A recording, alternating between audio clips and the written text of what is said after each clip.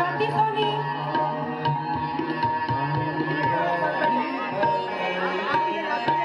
रेखा सोनी,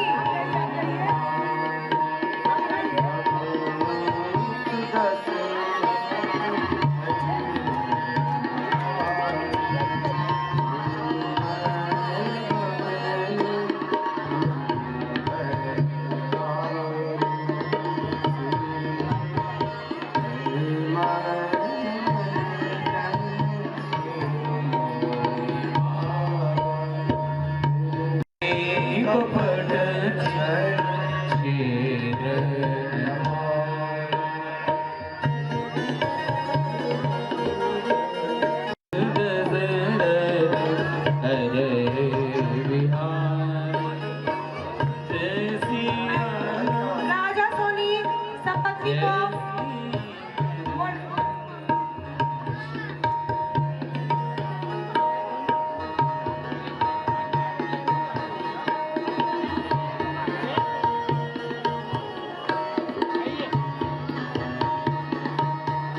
मंडप पे वही चढ़े। राजू सोनी पत्नी बाबा से आशीर्वाद प्राप्त करें।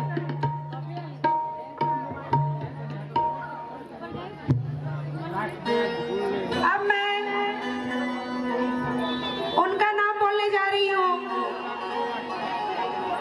जो कहते हैं कि बहन के भाई बिना कोई अस्तित्व नहीं होता, बहनों के भाई के बिना कोई अस्तित्व नहीं होता, और भैरव भैया बिना देवियों का कल्याण नहीं होता। करागर से आए हुए मैं प्रदीप सोनी से अनुरोध विनती करती हूँ, आइए अगर बाबा से आशीर्वाद प्राप्त करें। ये वो भाई हैं जो हर क्षण हर पल हम लोगों की मदद के लिए तत्पर रहते हैं निस्वार्थ भाव से। इनका जोरदार से स्वागत करा। राधे राधे राधे राधे राधे राधे राधे राधे राधे राधे।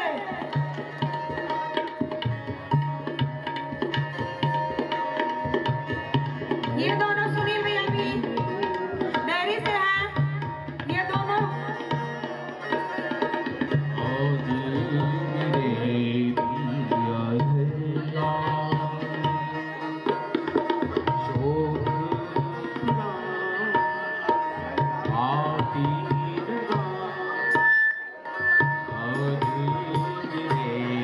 बोली सोनी प्रतिभा सोनी, आइए आगे बढ़कर स्वागत प्राप्त करें।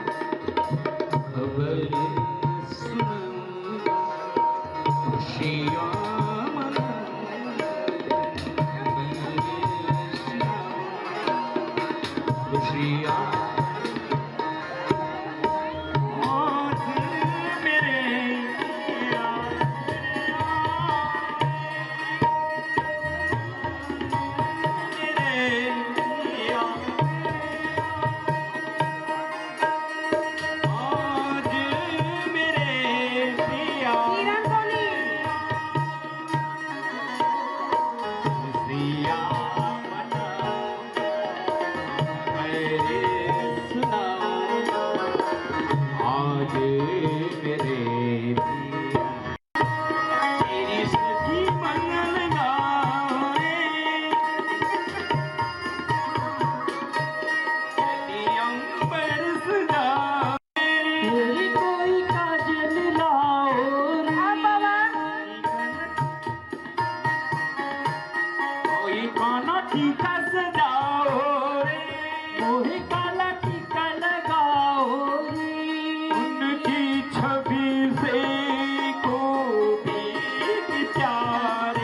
को आपने गड़बड़ कर दिया, सब पैरों पे पड़ गए तो ध्यान हट जाएगा। इसलिए आप लोग आशीर्वाद बाद में ले लेना, कथा संपन्न हो जाएगी। उससे पहले कथा अच्छे से सुन लेना। कथा सुनोगे तो आपके कर्ण में जितने पाप घुस रखे होंगे ना, जितनी गालियां घर से सुन के आए होंगे धर्म पत्नी से, जितनी गालियां बच्चे से सुन के आए होंगे, वो गालियां इधर से जाएगी और इधर से वापस आ जाएगी। और जो कृष्ण कथा है, पिबत भागवतम रसमालयम, इस रस को पियो।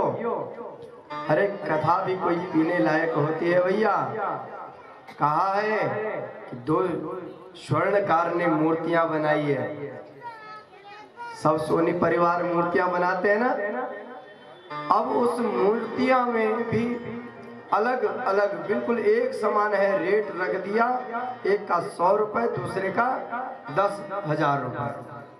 पर सब विचार कर रहे हैं कि मूर्ति तो शंकर भगवान की ही है, मूर्ति तो मनुष्य की है, पर लेकिन इनमें रूप पैसे ऊपर नीचे कैसे हो गए। तब कहते हैं कि जो यह 100 रुपए की मूर्ति है ना, ये जो तुच्छ प्राणी के रूप में है, ये कथा को इस प्रकार से सुनते हैं कि आज अभी तो सुन लिया है, बाहर जाके सारी निकाल देते हैं।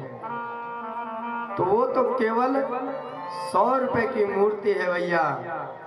और जो भारी मूर्ति होती है उसमें अगर आप रस्सी डालोगे तो वो कहाँ जाएगी, अंदर चले जाएगी।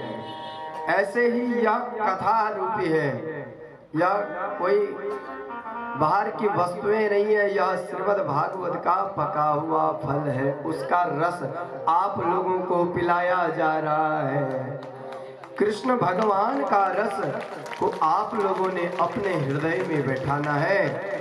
आप लोग 100 रुपए की मूर्ति बनना चाहते हैं या अपनी कीमत बढ़ाना चाहते हैं, तय कर लेना भैया, ये जीवन का लक्ष्य बना लेना। धन्य है वह माता पिता जिनको ऐसा अवसर मिलता है कि भगवान के, अरे आज घर में गणेश पूजा तो करा नहीं पा रहे लोग, अच्छे से ब्राह्मण को बुला नहीं पा रहे हैं, अपने पुरोहित को बुला नहीं पा रहे हैं। और धन्य है वह माता पिता जिनके नामकरण में आज भागवत कथा ही उनके रूप में यहाँ प्रकट हुई है। आप लोग धन्य हैं भैया जिनका नामकरण के लिए यह भागवत हो रही हो, जिनके पितरों के लिए यह भागवत हो रही हो। यमुनोत्री से 5-5 रावल तीर्थ पुरोहित आपके यहाँ आए तो भैया आपका वंश कहीं भी अचूका नहीं रहेगा, वह कल्याण हो जाएगा, उसका उद्धार हो जाएगा, आपके वंश का उद्धार हो जाएगा।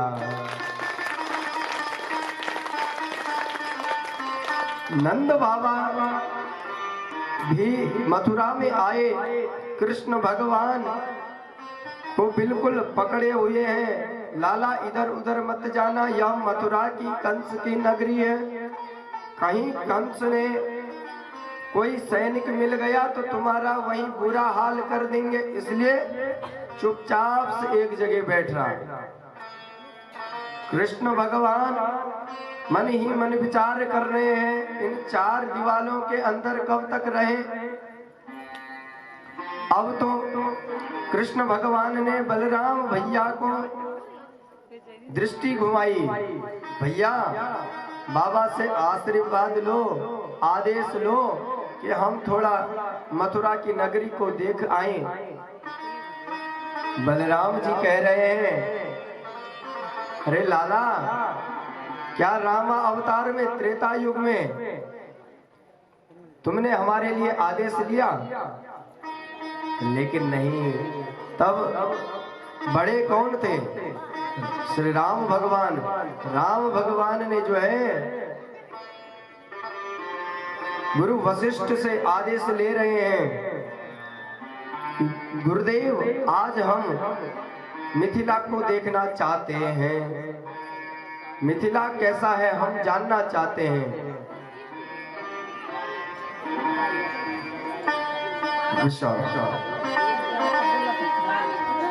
विश्वामित्र मिलने के लिए जा रहे हैं, गुरुदेव से आशीर्वाद ले रहे हैं। विश्वामित्र से आशीर्वाद ले रहे हैं कि गुरुदेव, मेरा जो यह बालक है ना, जो मेरा यह छोटा भाई है लक्ष्मण, यह नगर को देखना चाहता है, नगर कैसा है। तो गुरुदेव ने कहा, अरे जब लक्ष्मण नगर को देखना चाहता है तो भेज दो, लक्ष्मण नगर को देख के आए। अरे राम भगवान कह रहे हैं लक्ष्मण नया है, छोटा सा है, कहीं इस मिथिला की नगरी में खो गया, इनकी गलियां बड़ी अटपटी है, वापस ही न आ पाए, तो मैं भी जाऊं गुरुदेव। तो राम भगवान से कह रहे हैं, तुम कौन से यहाँ पहले भी आए थे इस नगरी को देखने के लिए, जो लक्ष्मण को तुम बताओगे। सीधे सीधे ये क्यों नहीं कहते कि मैं खुद लक्ष्मण को साथ में ले जाना चाह रहा हूँ। तो गुरुदेव ने भी आशीर्वाद दे दिया, जाय देखी आवो नगर, सुख निदान दो भाई, जाय देखी आवो नगर, सुख निदान दो भाई, करहु सुबल नभने नयन, सुंदर वदन दिखाए, करहु सुबल सबके नयन, सुंदर वदन दिखाए, जाय देखी आओ नगर, सुख निदान दो भाई। ये दो निदान जो है सूर्य और चंद्रमा के समान है।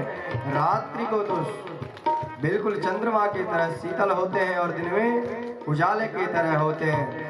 जाय देखी आओ नगर, सुख निदान दो भाई, करहु सुबल सबके नयन, सुंदर वदन दिखाए, करहु सुबल सबके नयन, सुंदर वदन दिखाए। गुरुदेव ने आदेश दे दिया, राम जी अब अपने भैया को आप ले जा सकते हैं। बस यही आदेश अब आज बलराम जी मांग रहे हैं। नंद बाबा, मैं इस कनवा को थोड़ा घुमा के लाता हूँ। तब नंद बाबा ने उन्हें आदेश दे दिया, जाओ, पर लेकिन बिल्कुल सीधे जाना, इधर उधर मत जाना।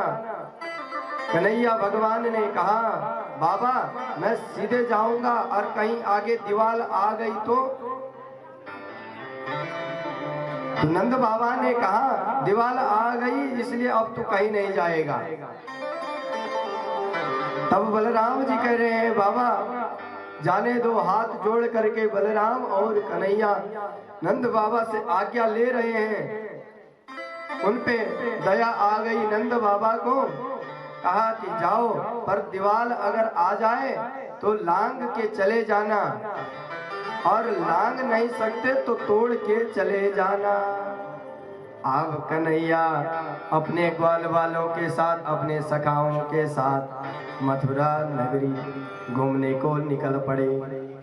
अब वह सब ग्वाल वाले जैसे ही बाहर निकले कि सब लोग उनका स्वागत सत्कार करने लग गए। सब ब्रजवासी अट्टालिकाएं पर्वत पे, पहाड़ों पे चढ़ने लग गए, दहलियों पे चढ़ने लग गए, 2 मंजिल 3 मंजिल से देखने लग गई कि यह वह कृष्ण है जिसने पूतना को मार दिया, यह वह कृष्ण है जिसने बकासुर को मार दिया।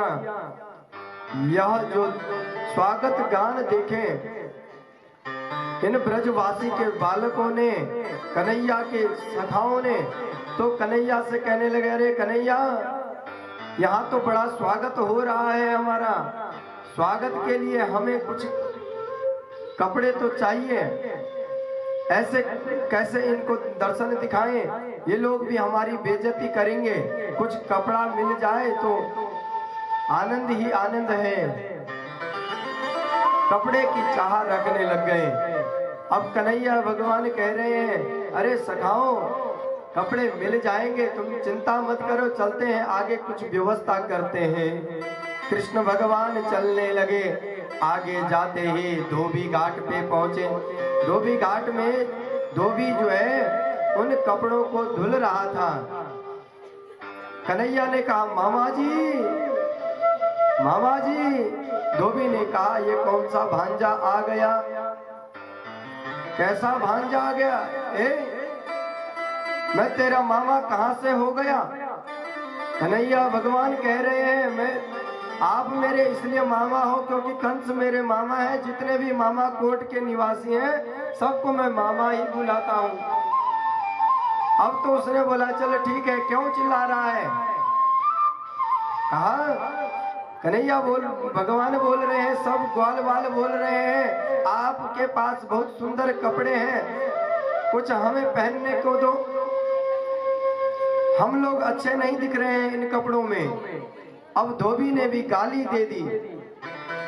ये गांव के अनपढ़ गंवार राजसी वस्त्रों का चाह रखते हैं, इतना कुछ गाली देने लगे, ये किसी लायक नहीं है।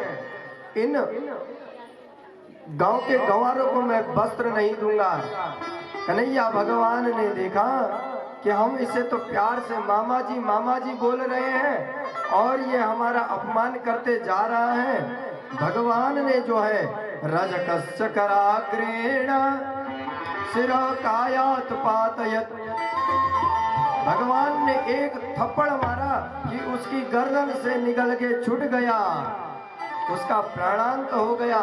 ये जो देखा पूरी हलचल मच गई मथुरा नगरी में।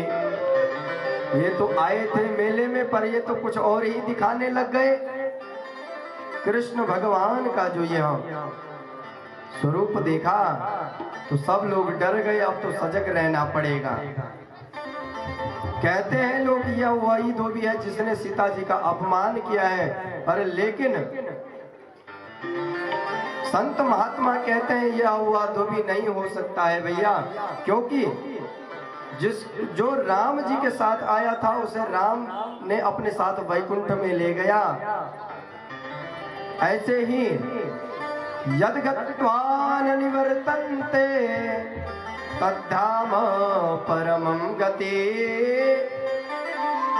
जो इस कृष्ण भगवान की सेवा करता है, जो भागवत करा दे, जो भगवान की शरण में जाए, वह कभी भी अधोगति में नहीं रह सकता है, वह तो पार हो जाता है। और जो सिय निंदक था उसके लिए अलग लोक बना दिए। सिय निंदक अग ओग न साई, सिय निंदक अग ओग न साई, लोक विशोक लोक विशोक बनाई बसाई, लोक विशोक। जो सिया का निंदक था उसके लिए तो भगवान ने अलग लोक बना दिया। वह लोक कौन सा था? विशोक नाम का लोक था, उसके लिए अलग था। तो ये कैसे हो सकता है? तो धोबी का कल्याण किया कि यात्रा मेले की क्रम लीला आगे बढ़ी। सब कन्हैया के साथ चल रहे हैं। एक ग्वाले ने तो एक राक्षस का पिजामा उठाया, अब जोर से कहने लगे भैया देखो ये क्या है? किसी ने कहा यह राक्षस का पिजामा है। एक ग्वाला एक पिजामे में गया, दूसरा ग्वाला रास्ता साफ होने लग गया, उन वस्त्रों से ढीले मिले हो गई। अब तो परेशान हो गई, ये कपड़े कैसे मिल गए? लाला ऐसे कपड़े मिलेंगे तो मथुरा वासियों को झाड़ू लगाने की जरूरत भी नहीं पड़ेगी और हमारे लिए लोग सब तो करेंगे। तो कन्हैया ने कहा चलो आगे कुछ व्यवस्था करते हैं। चलते चलते आगे दर्जी मिल गया। दर्जी का कल्याण के लिए यह जब बात चल गई मथुरा वासियों की कि वहां धोबी का बढ़िया से धुल दिया, तब तो डर के मारे दर्जी को कहा थोड़ा हमारे कपड़े सिल दोगे? तो दर्जी ने भी हाथ जोड़ के कहा प्रभु मुझे धोबी के जैसे नहीं मरना, आप तो मेरे पास दे दो, सारे कपड़े मैं फिट करके दे दूंगा। धोबी ने भी सारे कपड़े फिट किए और तभी से भगवान ने इन दर्जियों को आशीर्वाद दे दिया। दर्जियों के यहाँ आप कपड़े सिलाने के लिए जाएंगे तो छोटा मोटा दर्जी भी ये बोलेगा आज कपड़े नहीं मिलेंगे कल मिलेंगे, क्योंकि उनके यहाँ कपड़ों की ढांग लगी रहती है। यह सब भगवान की कृपा से बना है। उनको आशीर्वाद दे दिया भगवान ने, आगे चले, क्योंकि ब्रजवासी 3 चीजों के बड़े शौकीन होते हैं भैया।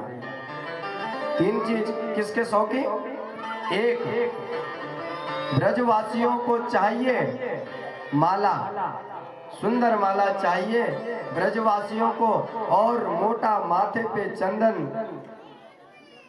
मैं तो तब पूजा में जब आप ये सभी यजमानों के चंदन लगता है तो मैं आपके मस्तक पे वो चंदन को तो कम देखूं, पर लेकिन आपके हृदय में बैठे हुए भगवान को देखता रहूं। हमारे आचार्य जी आपके चंदन ऐसा लगाते हैं। आप सभी ब्रजवासी चंदन के चाह के लिए अब ढूंढ रहे हैं, माला की चाह के लिए ढूंढ रहे हैं। माली ने आया और माला अर्पण कर दी। भगवान ने आशीर्वाद दिया, हे माली तुम कभी भूखे नहीं मरोगी, कभी घर में खाने पीने की कमी नहीं रहेगी। कोई भी माली आज फूल बेचता हो तो भगवान उसके ऊपर अवश्य कृपा करते हैं, उसके घर में कभी भी धन का अभाव नहीं रहता है। आगे चल गए, कन्हैया भगवान अपने साथ ले चल रहे हैं सभी को, कि रास्ते में मिल गई कंस की दासी। कंस की दासी कैसी है भैया?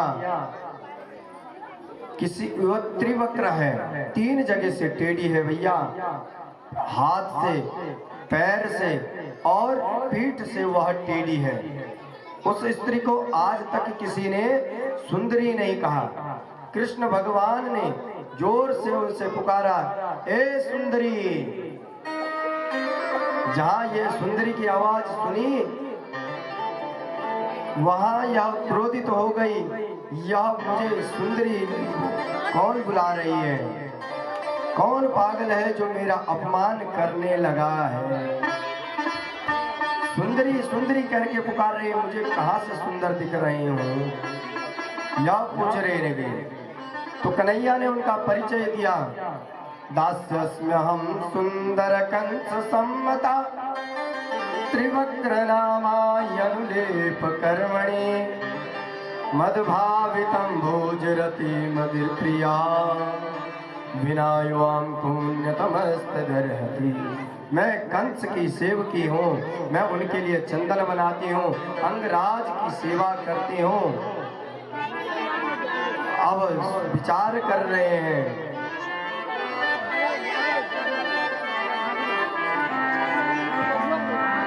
भाई कथा के बीच में आप लोगों को आना है तो चुपचाप से बैठ जाइए, कथा में विक्षेप नहीं होना चाहिए।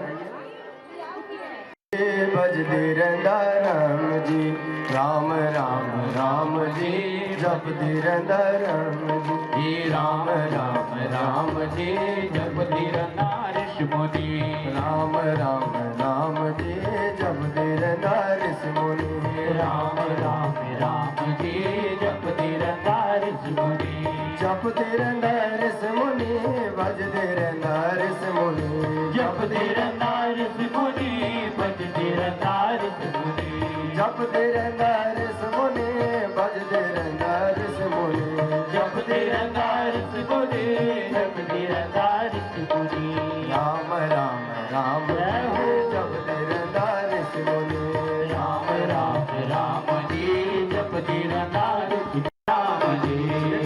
ये गढ़वाल का कीर्तन है भैया, ये गढ़वाल में जो हम लोग आते हैं ना, हम भी गौला राम जी, तुम भी गौला राम जी, हम भी गौला राम जी, तुम भी गौला राम जी, हम भी गौला राम जी, तुम भी गौला राम जी, हम भी गौला राम जी, तुम भी गौला राम जी।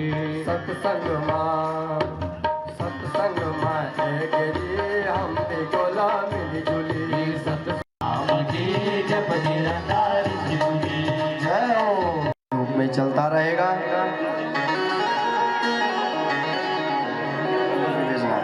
आप लोगों की मनोकामना पूर्ण करें।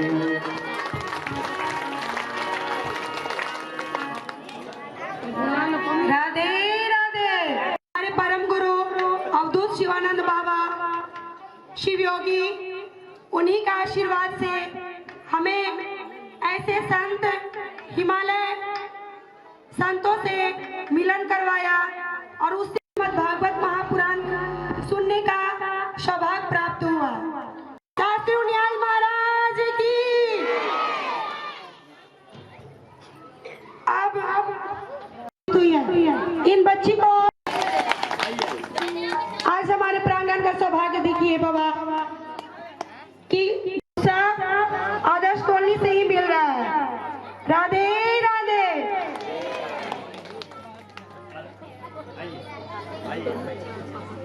राधे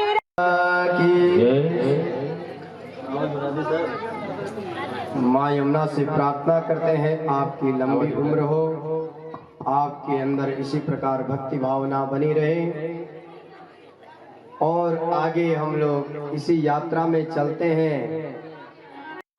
समय को लेके चलेंगे, कंस का उद्धार करना है, उन पापियों का उद्धार करना है जो पापी कथा सुनने में मन नहीं लगाते हैं। वो पाप जहाँ से भी आ रहा है उस पाप को नष्ट करना है, उस कंस को नष्ट करना है। उस पाप को जब नष्ट होगा तब न होगा, पहले मेले का दर्शन तो करो। आज त्रिवक्र का को देखा, भगवान बलराम भैया से कह रहे हैं भैया इसका उद्धार करो, इसे कुरूप करके आपने बिछोड़ा है। ये कुरूप कब से है भैया? जब सूपन खाती है, त्रेता युग में रुचि ही घूम रही है, या अपने वेश में आ गई जैसे पहले थी, अब कह रही है मेरे मन को मनमत ने मत दिया, कृष्ण कन्हैया मेरे मन को व्यथा दूर करो। कृष्ण भगवान कह रहे हैं रे देवी कुछ तो शर्म करो, यहाँ मेरे बड़े भाई हैं बलराम हैं, तुम्हारी यह कामना में इतना बड़ा धनुष भैया आज तक कंस ने भी उस धनुष को हिला नहीं पाया। उस धनुष को हिलाने के लिए कह रहे हैं बलराम भैया जाओ देखो जरा इस धनुष को कितना मौका दिया। उस धनुष को उठाने का मौका भार आप ही समझ सकते हैं, इसलिए इस बार भी इसको आप उठाओ।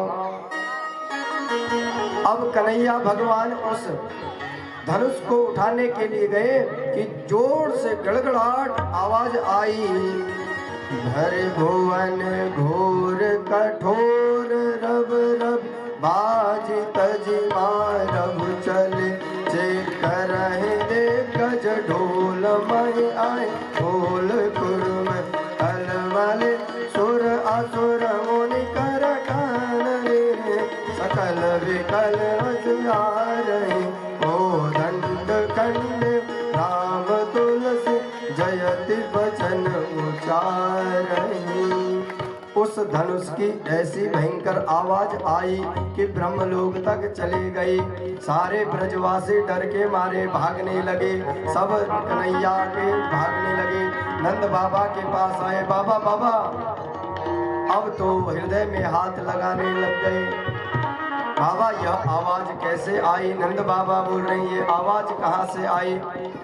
तब नंद बाबा कह रहे हैं अरे तूने अपनी छाती पे क्यों हाथ लगाया है? कृष्ण भगवान कह रहे हैं बाबा इस आवाज से तो मैं भी डर गया। कृष्ण भगवान बिल्कुल डरावनी सूरत बना करके बाबा के सामने खड़े हैं।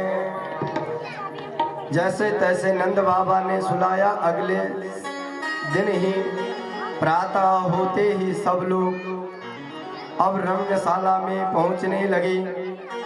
रम्यशाला में जाते हैं कि उससे पहले महावत नाम का एक हाथी को चलाने वाला था भैया। वो महावत बिल्कुल अपने हाथी को भांग और धतूरा पिला रखा, उसे बिल्कुल नशीला कर रखा था। अब वह महावत इसी द्वेष से कि कृष्ण को मारना है, कंस ने इस हाथी को लगा दिया। इस हाथी में इतना बल था कि मानो 10,000 हाथियों का बल इसी में होगा।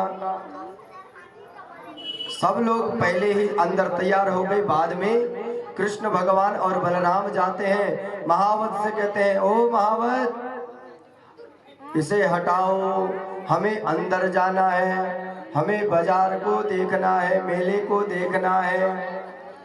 कृष्ण भगवान कह रहे हैं, बार बार सुन नहीं रहा है महावत। फिर ओ महावत, इस हाथी को हटाता है तो हटा, नहीं तो मैं तुझे यमलोक भेज दूंगा। जब यह यमलोक की बात उसने सुनी तो महावत ने अपने हाथी को उकसाया।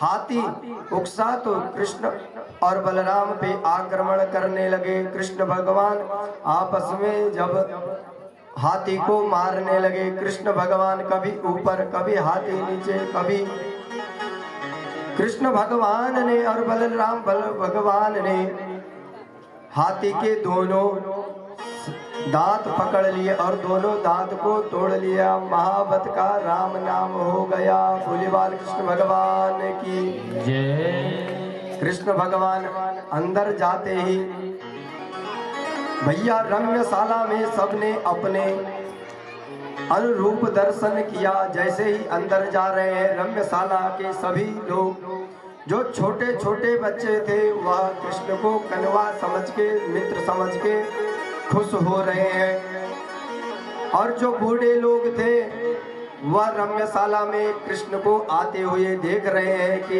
यह हमारा लाला आ गया है, हमारा नंद का आनंद आ गया है, यह यशोदा का छोरा आ गया है। और कुछ लोग जो योगी जन थे, कृष्ण भगवान को आते हुए देख रहे हैं कि आज मेरे घर में हमें दर्शन करवा रहे हैं, ये परम योगी हैं। कोई योगी समझ रहा है जो वहाँ मल्ल युद्ध करने वाले थे, बाहुबली थे, वह देख रहे हैं कि आज तो बड़ा कोई शक्तिशाली अंदर आ गया। और ऊपर कंस देख रहा है कि आज मेरा मृत्यु आ रही है। जिसकी जैसी दृष्टि उसकी वैसी दृष्टि। जैसे आपने मनुष्य को देखा, आपने उसके अंदर भगवान को देखा तो आपके अंदर भगवान आ गए। आपने दूसरों को चोर भावना जैसी जिनकी रही भावना जैसी, जिनकी रही भावना जैसी, जिनकी तैसी प्रभु मूरत देखे बिन तैसे, जिनकी रही भावना जैसी। तत्व है, कोई भगवान समझ रहा है, कोई कनवा बलवा समझ रहा है। जिसकी जैसी समझ आती है अपने समझ से समझे। अब तो कंस ने कह दिया, चाणूर, लगता है यह आज मेरे को मार देगा। भय लग रहा है, कैसे मैं इससे बचूं। चाणूर ने कहा, महाराज, इसको आपके पास आने से पहले मेरे लाश के ऊपर गुजरना होगा। चाणूर तो बिल्कुल अपनी लाश को देने चाह रहा है। तो कहा, पहले हम लोग मेले को और उत्साह बढ़ाएं। चाणूर आया भैया। चाणूर और मुस्टिक सामने आए। चाणूर कह रहा है, हे कन्हैया, पहले मुझे बताओ कि तुम क्या हो, तुम बालक हो कि किशोर हो। न बालच्चन किशोरश्च बालश्च बलिनांबरा। तुम बालक भी नहीं हो, क्योंकि तुमने जिस हाथी को 10,000 हाथी वाला बल है उस हाथी को तुमने मारा है तो तुम बालक नहीं हो सकते और ना ही तुम किशोर हो, पर लेकिन तुम्हें मुझसे युद्ध करना पड़ेगा, तुम्हें कुश्ती करनी पड़ेगी। कृष्ण कन्हैया ने सोचा शायद मल्लाहों के लिए बुला रहे हैं। कन्हैया ने कहा बुलाओ अपने मल्लाहों को, हम कुश्ती करने के तैयार हैं। अब तो चाणूर कह रहे हैं कि मुझसे ही युद्ध करना पड़ेगा। कह रहे हैं भगवान मैं कहा 8 वर्ष का, कहा आप 40 वर्ष के, युद्ध भी हो तो आमने सामने की बराबरी से युद्ध होना चाहिए, ऐसा युद्ध हमें नहीं करना। पूरी विशेषता बताई पर नहीं माने चाणूर, अपने साथ सल्व को लेके चले और लड़ने लगे, मुष्टिक लड़ना लगे। अब कृष्ण भगवान लड़ रहे हैं चाणूर से और बलराम लड़ रहे हैं मुष्टिक से। लड़ाई होती रही, एक दूसरे को पटके, एक इधर पटके एक उधर पटके, जहाँ जैसे मर्जी मारता जाए, कोई किसी का कान सुन करता जाए, कोई किसी के हाथ तोड़ता जाए। इस प्रकार लड़ाई हो रही है और बलराम भी आपस में लड़ रहे हैं। कैसे लड़े भगवान?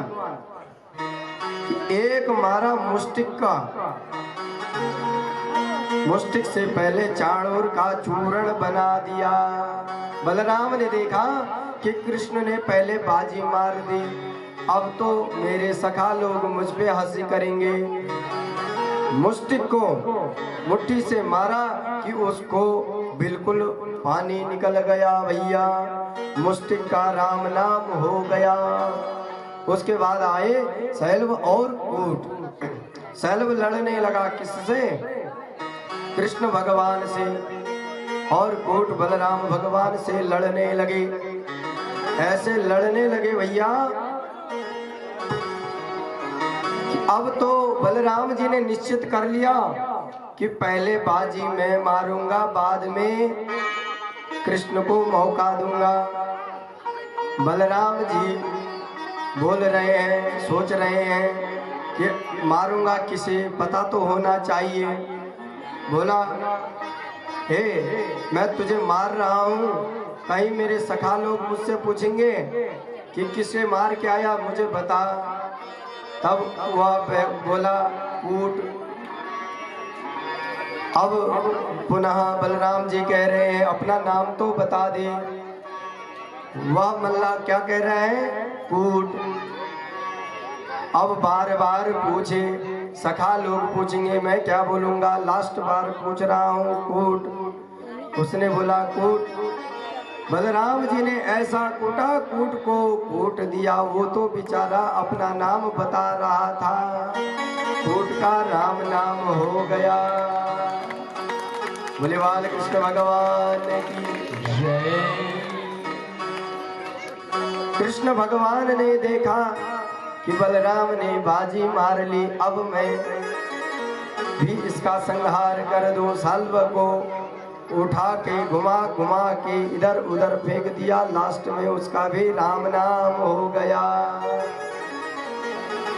अब तो सब आपस में विचार करने लग गए, अरे लंबी कूद किस किस को आती है, ऊंची कूद किस किस को आती है। बोले एक दूसरे गोपी ग्वाल वालों ने हाथ उठा दिया, मुझे आती है मुझे आती है। कन्हैया भगवान कह रहे हैं किसको कितने, कौन कितना फुट उछल सकता है। किसी ने कहा 5 फीट, किसी ने कहा 20 फीट, किसी ने कहा 80 फीट। कन्हैया भगवान कह रहे हैं 20 फुट से काम नहीं चलेगा, 80 फुट से भी काम नहीं चलेगा। मामा कंस का सिंहासन 100 फुट ऊंचा है।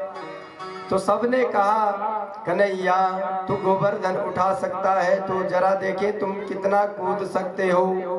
कृष्ण भगवान ने कूद मारी कंस के गद्दी के सामने। कंस के सामने आए तो घबरा के कंस बिल्कुल डगमगा गया। कंस के केस पकड़ लिए भगवान ने और वह कह रहा है मुझे दर्द हो रहा है। कंस के बार बार रो रहा है तब कन्हैया भगवान ने कहा, इस बात का भी विचार करो, जिस दिन तुमने एक स्त्री का बाल पकड़े होंगे, क्या उसके दर्द नहीं हुआ होगा? तो कह रहा है, कौन है वह स्त्री और तुम कौन हो? तो कह रहे लगे भगवान, मैं देवकी का 8वां लाल हूँ, तेरा काल।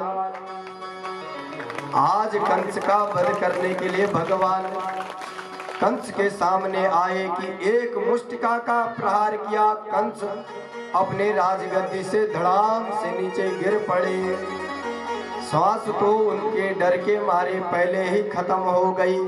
ऊपर से कृष्ण भगवान ने छलांग लगाई। मामा कंस के ऊपर और जोर जोर से रोने लगे, मेरे प्यारे मामा, मेरे प्यारे मामा। अस्त्र प्राप्ति आई, कहने लगे तुमने इसको मार दिया। कन्हैया भगवान कह रहे हैं, मैंने नहीं मारा, ये मामा जी का प्यार प्रेम था, मैं मामा जी को मिलने जा रहा हूँ। ये कंस, ये मामा जी मुझे मिलने आए, धड़ाम से गिर गए। वो तो अच्छा हुआ कि मैं मामा जी के ऊपर पड़ा, वो अगर नीचे होता तो मेरा भी राम नाम हो जाता। बोले बाल कृष्ण भगवान की। कृष्ण भगवान की लीलाओं का वर्णन क्या करें भैया। इन लीलाओं में चलते रहेंगे तो हम लोग अपने प्रसंग पे, अपने दिवस पे नहीं आ पाएंगे।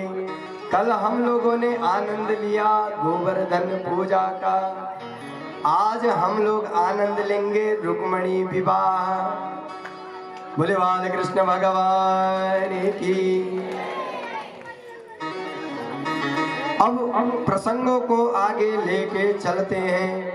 गोपी उद्धव संवाद में कहते हैं, उद्धव जी समझ नहीं पाते कैसे होगा, क्या होगा, यह गोपियां क्यों विरह करती है कृष्ण भगवान के लिए। यह तो प्रेम की बात है दो, यह तो प्रेम की बात है, यह तो प्रेम की बात है दो, यह तो प्रेम की बात की नहीं है। यहाँ सर्द के होते हैं सौदे, यहाँ सर्द के होते हैं सौदे। आस की इतनी सस्ती नहीं है, आस की इतनी सस्ती नहीं है। यह तो प्रेम की बात है ओ दो, यह तो प्रेम की बात है ओ। चढ़ गयो चोखो रंग, प्रेम वालों ने कब वक्त पूछा, ये तेरी बस की नहीं है। प्रेम की बात है वो दो, बंदगी तेरे बस के नहीं है। तो प्रेम की बात है वो दो, ये तेरी बस की नहीं है। बोलिए बाल कृष्ण भगवान की जय हो। प्रेम की बात विचार कर रहे हैं। मैं भी इस स्थान का कोई लता वृक्ष ही बन जाता। अब चलते हैं भैया हम विवाह के प्रसंग पे, जिसके लिए आप सब लोग सज धज के तैयार होके आ रखे हैं। आज के आनंद के पहले बड़े भैया का विवाह होता है। भैया किसका? बलराम का विवाह होता है। बलराम जी का विवाह तय करने के लिए निकल पड़े। ब्रह्मा जी का विवाह, ब्रह्मा जी के पास आए। रेवत को ककुदमी कहते हैं। रेवत का पुत्र हुआ रैवत, और रैवत के 4 पुत्र हुए भैया।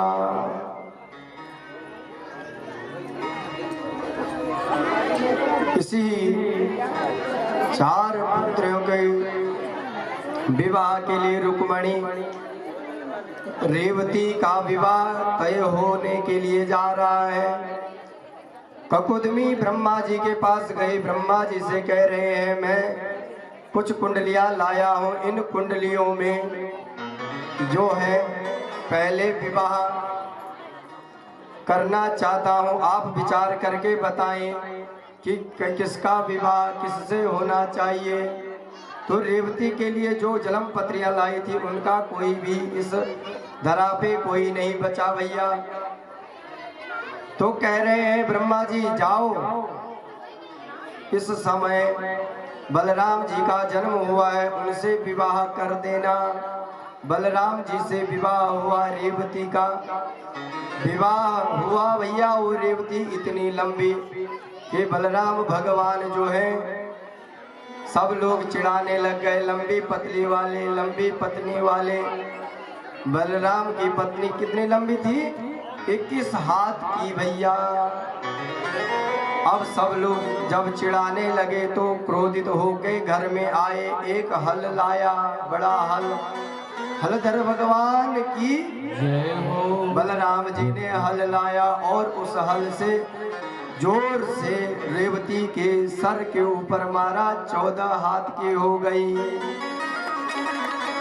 रेवती मैया 7 हाथ घट गई। अब रेवती मैया देख रही है भैया क्या होगा, बचाएंगे कोई, मुझे आएगा कि नहीं, ये तो मुझे मार ही डालेंगे। बलराम जी देख रहे हैं कि ये तो अभी भी 7 हाथ और ऊंची है। बलराम जी ने हल से फिर से एक और मारा कि 7 हाथ और आ गई भैया। अब बराबरी में आए, हाथ जोड़ते हुए रेवती रो रही है, आज कोई बचाने के लिए आएगा। तीसरा रखने को जा रहे थे कि रोहिणी रेवती मैया कहने लगे स्वामी जी आपने 2 बार मारा, 7 हाथ कम करने जा रहे हैं, कहीं मैं छोटी हो गई तो तुम्हें गांव वाले और चिढ़ाएंगे। बौनी बहू लाई है, बौनी बहू लाया है, इसलिए अब मैं आपके समान आ गई हूँ। तब से डर के मारे रेवती अपने पति के सामने नहीं आती। बलराम भगवान का विवाह हुआ, छोटे भैया का विवाह भी होना है। छोटे विवाह कृष्ण भगवान का विवाह के लिए राजसीद भीष्म को नाम विदर्भ्याधिपतिर्महान तस्य 5 पुत्रा कन्यका च वरानना।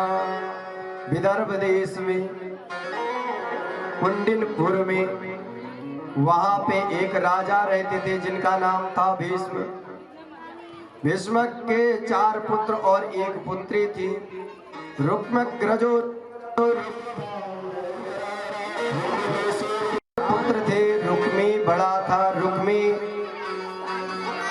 अपने दोस्तों के साथ बिगड़ गया। उसने अपनी बहन छोटी रुक्मिणी का विवाह चेरी नरेश से विवाह तय कर दिया था। चेरी नरेश कौन था? शिशुपाल।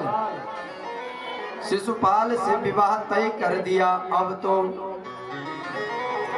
धीरे धीरे रुक्मिणी को यह बात पता लगी, अब परेशान हो गई। अब एक लेटर भेजे भैया। लेटर समझते हो कैसा होता है लेटर? पत्र। और यह पत्र कौन सा पत्र है? प्रेम पत्र। प्रेम पत्र जिसको क्या कहते हैं भैया इंग्लिश में? Love letter. लव लेटर दे रहे हैं। आज लव लेटर में क्या लिखा हुआ है जानते हो? सुनना चाहोगे? हाँ, दूसरे का लव लेटर तो पढ़ना चाहोगे पर अपना लव लेटर क्यों नहीं खोलते हो? दूसरे की मन की बात सब जानना चाहते हैं लेकिन अपने मन की बात धरी की धरी रखते हैं। क्या लिखा होगा? इस पत्री को लेकर के ब्राह्मण जा रहे हैं। ब्राह्मण को भेज दिया, क्योंकि ब्राह्मण गुरु सच्चा ही आपको पार लगा सकता है। पार हर कोई नहीं लग सकता है भैया। पाषाणस्य यथा नौका न तरन्ति न तारयेत् यथा गृहश्चैव न तरन्ति न तारयेत्। अगर आपके यहाँ अच्छे गुरु नहीं आए हैं, आपके यहाँ अच्छे ब्राह्मण नहीं आए हैं, तो आपको पार नहीं करा सकता। पार कराने के लिए तो नौका चाहिए। पत्थर के जैसे गुरु होगा तो वो अपने आप तो डूबेगा, आपको भी लेके डूबेगा। और जिसके घर में नौका जैसे गुरु होंगे तो इस भवसागर से आप लोगों को ऐसे तारेंगे जैसे छोटा सा बछड़ा अपने खुरों से गड्ढे को पार करवा देता है। उछल उछल के आपको मालूम ही नहीं लगेगा। बस ब्राह्मण ने यह पत्र लव लेटर ले चला। कृष्ण भगवान को जब ब्राह्मण मिले तो ब्राह्मण ने से कहने लगे, अरे आप कुंडिनपुर से आए हैं। कृष्ण भगवान की मनोहर मूर्ति को देख करके सब भूल जाते हैं अपनी बात। अब वह बार बार बोल रहे हैं, हमने सुना उनके एक रुक्मी नाम की पुत्री है। बस अब याद आया ब्राह्मण को कि मुझे तो एक लेटर भेजा है, एक पत्र भेजा है। उस पत्र को भगवान के पास दिया। भगवान बोल रहे हैं, ब्राह्मण देवता, इस पत्र को तो आप ही पढ़ो। अब ब्राह्मण ने कहा, भैया तुम्हारे मन की बातें हैं, इसे मैं नहीं पढ़ूंगा, तुम जानो तुम्हारा प्यार प्रेम जाने। उस पत्र में क्या लिखा हुआ था भैया? रुक्मणी ने 7 श्लोकों में इस बात को बताया।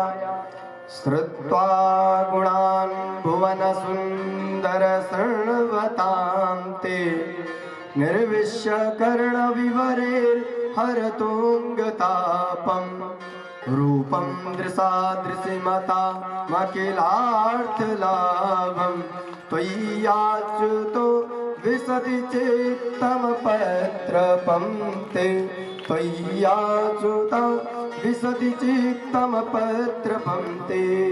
क्या लिखा है सुना है? रुक्मणी जी सुनो, उस समय के क्या लिखते थे। हे कृष्ण भगवान, मैं आपको मन से अपना पति मान चुकी हूँ। मेरे भाई ने मेरा विवाह तय कर दिया है।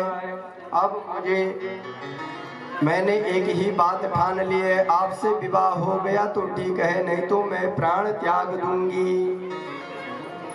ऐसा नहीं कि मैं तुम्हारे मनोहर सूरत से प्रेम कर रही हूँ, मैं तुम्हारे गुणों को भी सुन रही हूँ। तुम सब माता पिता की सेवा करने वाले हैं। पति कैसा होना चाहिए?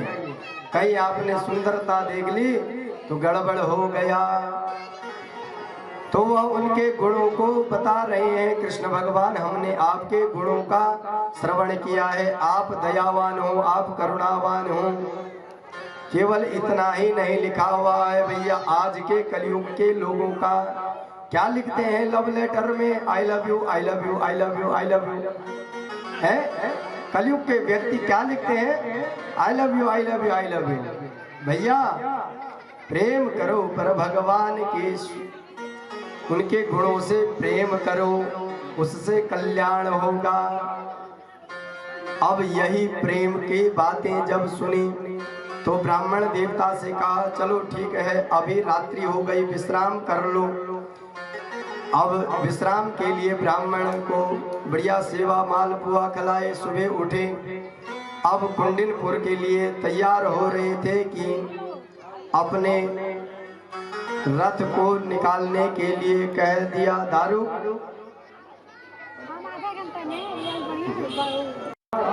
दारूक मेरा रथ। भगवान अपने आप बैठ गए। अब इतने में बलराम जी ने आए। बलराम जी देख रहे हैं कन्हवा कहाँ जा रहा है, कन्हैया कहाँ जा रहा है। कन्हैया भगवान बोल रहे हैं, मैं वहाँ जा रहा हूँ।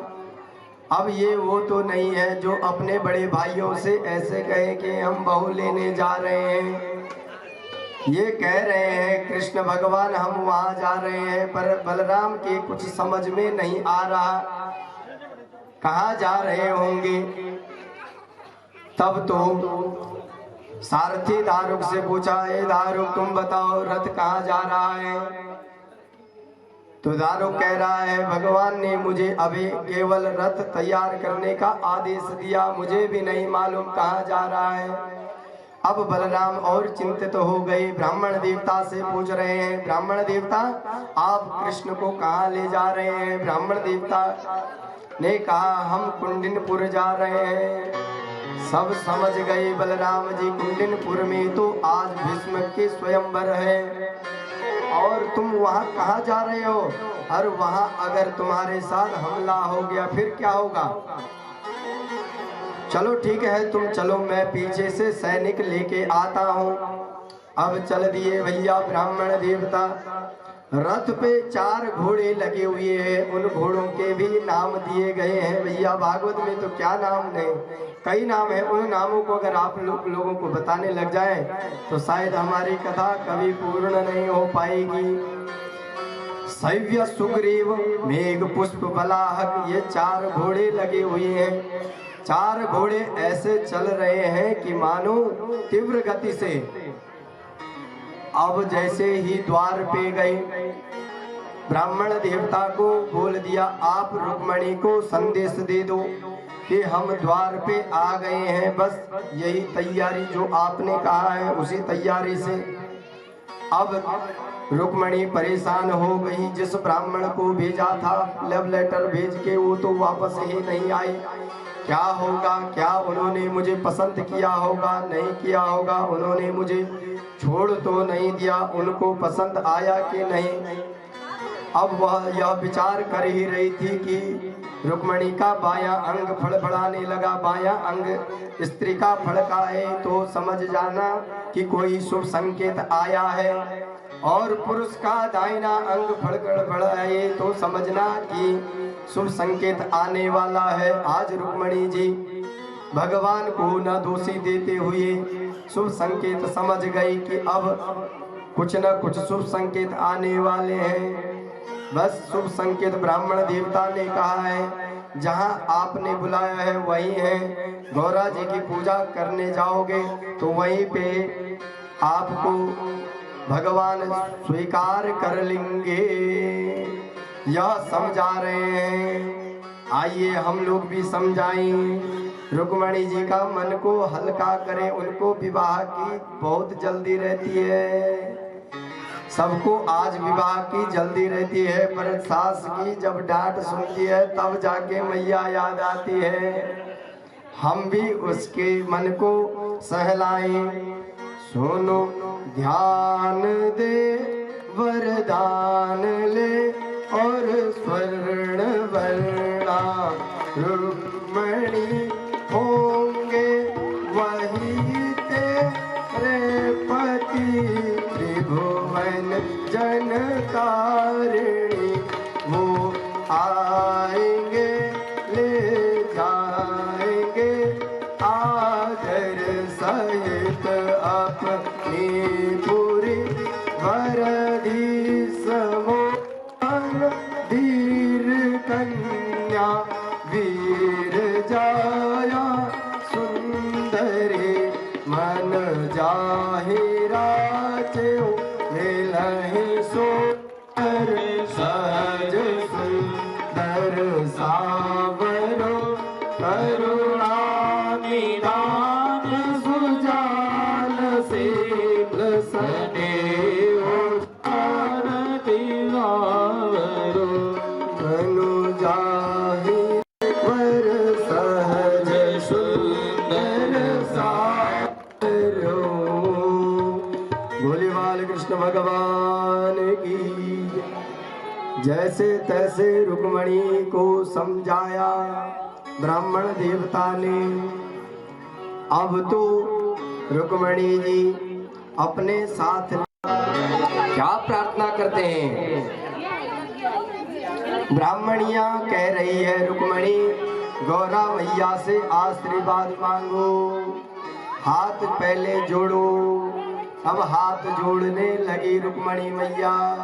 रुक्मणी मैया ने हाथ जोड़ा और ब्राह्मणियों ने कहा, रुक्मणी बोलो कि मेरा पति शिशुपाल अजरपाल तो आज मर जाए। ब्राह्मणियों ने कहा, अरे रुक्मणी ये क्या कह रही है, तुम्हारे वो सुहाग है, अपने सुहाग के लिए ऐसे नहीं कहते। रुक्मणी कह रही है, ये क्या सुहाग हो सकता है, शिशुपाल तो पूरा दुर्भाग ही दुर्भाग है। तो ब्राह्मणियों ने कहा, तुम्हारे पति कौन है, कहाँ है? तो रुक्मणी जी ने कहा, मेरे पति मुझे लेने आए हैं। कृष्ण भगवान को देखते ही सब द्वारपाल जितने सैनिक थे मनमोहित हो गए। मनमोहित कैसे?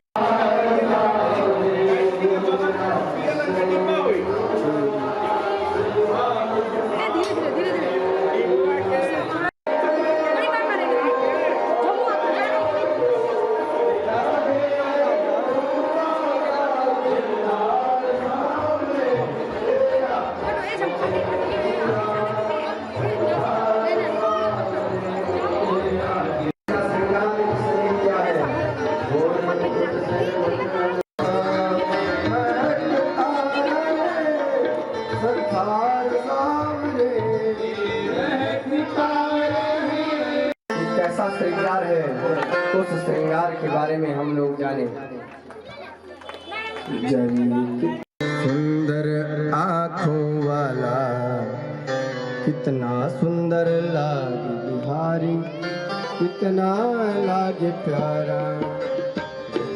पगड़ी बांधे सुंदर आँखों वाला, पगड़ी बांधे सुंदर आँखों वाला, कितना सुंदर लागे बिहारी, कितना लागे प्यारा।